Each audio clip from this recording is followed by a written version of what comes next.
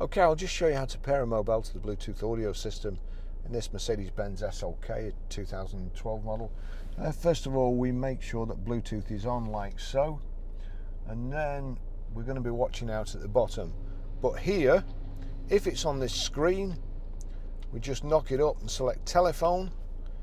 If it's on Navi, what you're going to have to do is click on telephone over here.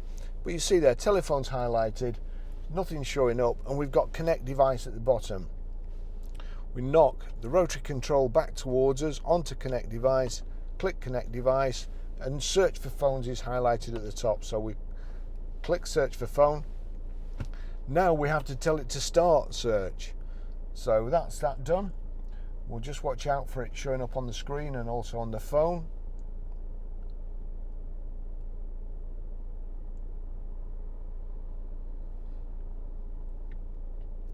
And there you go, it's found my phone. So highlight my phone, click on it. Bluetooth pairing request 776880. Does the passkey 776880 match? Yes, it does. Yes was already selected or highlighted. And do you want your contacts and favourites to sync? Yes, you do. Mercedes Benz Bluetooth connected. That's it there, that's it done.